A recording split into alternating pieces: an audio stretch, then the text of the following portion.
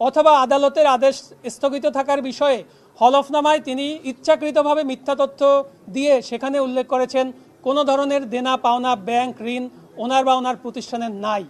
এই বিষয়টিও মাননীয় কমিশন আমলে নিয়েছেন। এই দুইটি বিষয় বিবেচনা করে মাননীয় কমিশন জনাব হাসনাত আবদুল্লাহর দায়েরকৃত আপিলটি মঞ্জুর করেছেন এবং জনাব মঞ্জুরুল আহসান মুন্সির মনোনয়ন বৈধ বলে ঘোষণা যেটি করেছিলেন রিটার্নিং অফিসার বিগত 2/1/2026 তারিখে সেই আদেশটিকে বাতিল করে দিয়েছেন।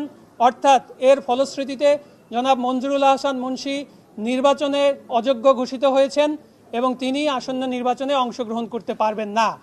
ইচ্ছাকৃত ঋণ খেলাফি অর্থাৎ উইলফুল লোন ডিফল্টার উনি 2004 এবং 5 সালে 3টি ব্যাংক এবং আর্থিক প্রতিষ্ঠান থেকে লোন নিয়েছেন।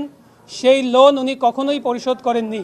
ব্যাংকগুলো তার বিরুদ্ধে অর্থঋণের মামলা করেছে, সেই মামলায় তারা রায় পেয়েছে, জারি মামলা চলমান আছে এবং তার মধ্যে একটি প্রবণতা লক্ষ্য করা যায় যে যখনই একটি নির্বাচন ঘনিয়ে আসে তিনি আদালতকে ব্যবহার করে কোনো ধরনের একটি স্থগিতাদেশ এনে কোনো না কোনোভাবে নির্বাচনে অংশগ্রহণ করার চেষ্টা করেন। কিন্তু আনফর্চুনেটলি উনি 2001 সালের পর থেকে আর কখনোই আইনগতভাবে বৈধ প্রার্থী হিসাবে প্রতিদ্বন্দ্বিতা করার সুযোগ পাননি। আপনাদের নিশ্চয়ই মনে আছে 2008 সালের নির্বাচনেও তিনি অযোগ্য ছিলেন, 2014 সালে তিনি নির্বাচন করেননি, 2018 সালেও উনি নির্বাচনের আগে এই সিআইবি তার যে ঋণ খেলাপির অবস্থান সেটির উপরে আদালত থেকে স্থগিতাদেশ নিয়ে নির্বাচন করার চেষ্টা করেছিলেন, যেটি পরবর্তীতে আবার ব্যাংকের আবেদনের ফলে সেই আদেশটি বাতিল হয়ে যায় এবং নির্বাচন কমিশন তার মনোনয়ন অবৈধ ঘোষণা করে। এবং আপনাদের নিশ্চয়ই মনে আছে 2008 সালে ওনার আসনে ওনার পুত্র জনাব রিজভিউল আহসান কিন্তু নির্বাচন করার জন্য স্বতন্ত্র প্রার্থী হিসেবে বৈধ ঘোষিত হয়েছিলেন। এরপরে আবার 2024 সালের আগে নির্বাচনে উনি অংশগ্রহণের জন্য 2023 সালে আবার কিছু টাকা পয়সা দিয়ে ব্যাংকের সাথে একটি নেগোসিয়েশন করে উনি ওনার ঋণটাকে রেগুলার রাখার চেষ্টা করেছেন। অর্থাৎ উনি ইচ্ছাকৃতভাবে জনগণের যে টাকা, আপনার যে টাকা, আমার যে টাকা, সাধারণ জনগণের যে টাকা, সেই টাকা উনি মেরে দিয়ে উনি নির্বাচনে অংশগ্রহণ করার টাইমেই শুধুমাত্র আদালতকে ব্যবহার করে কোনো না কোনোভাবে এই বৈতরণীটা পার হওয়ার চেষ্টা করেছেন। এবার যেটা হয়েছে, আমরা হাসনাত আবদুল্লাহর পক্ষে ওনার বিরুদ্ধে যখন আপিল দায়ের করেছি, আপিলে আমরা উল্লেখ করেছি যে উনি মহামান্য হাইকোর্ট বিভাগ থেকে একটি স্থগিতাদেশ নিয়েছিলেন, কিন্তু প্রিমিয়ার ব্যাংকের আবেদনের প্রেক্ষিতে এবং আইডিএলসি ফাইন্যান্স লিমিটেডের আবেদনের প্রেক্ষিতে মহামান্য আপিল বিভাগের চেম্বার জাজ হাইকোর্ট বিভাগের সেই আদেশটিকে আবার স্থগিত করে দিয়েছেন। অর্থাৎ ওনার যে লোন ডিফল্টিং স্ট্যাটাস সেটি বহাল থাকতেছে।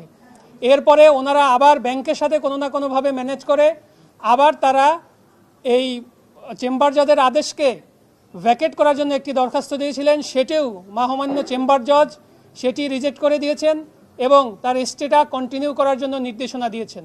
ঠিক এরপরেই ওনাদের যে অরিজিনাল মামলা ছিল সেই মামলাটি ওনারা নিজেরা প্রত্যাহার করে নিয়েছেন। অর্থাৎ ওনারা যে আইনের যুক্তিটা দেখিয়েছিলেন যে যেদিন মনোনয়ন বাছাই হয় সেই দিন তারা আদালতের আদেশ দ্বারা প্রোটেক্টেড ছিলেন, সেটি মাননীয় কমিশন গ্রহণ করেননি, কারণ সাবসিকুয়েন্টলি এই আদেশটি মহামান্য আপিল বিভাগের আদেশ দ্বারা বাতিল হয়ে গিয়েছে এবং ওনার দায়ের করা মামলাই উনি নিজে প্রত্যাহার করে নিয়েছেন। মাননীয় কমিশন আমাদের এই তথ্যগুলো এবং আমাদের এই আইনি যুক্তিগুলো শুনেছেন।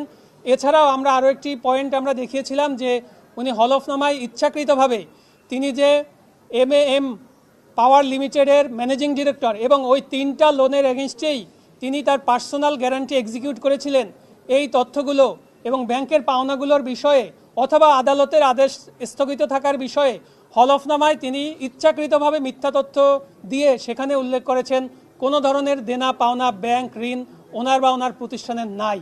এই বিষয়টিও মাননীয় কমিশন আমলে নিয়েছেন। এই দুইটি বিষয় বিবেচনা করে মাননীয় কমিশন জনাব হাসনাত আবদুল্লাহর দায়েরকৃত আপিলটি মঞ্জুর করেছেন এবং জনাব মঞ্জুরুল আহসান মুন্সির মনোনয়ন বৈধ বলে ঘোষণা যেটি করেছিলেন রিটার্নিং অফিসার বিগত 2/1/2026 তারিখে সেই আদেশটিকে বাতিল করে দিয়েছেন। অর্থাৎ এর ফলশ্রুতিতে জনাব মঞ্জুরুল আহসান মুন্সি নির্বাচনে অযোগ্য ঘোষিত হয়েছেন এবং তিনি আসন্ন নির্বাচনে অংশগ্রহণ করতে পারবেন না।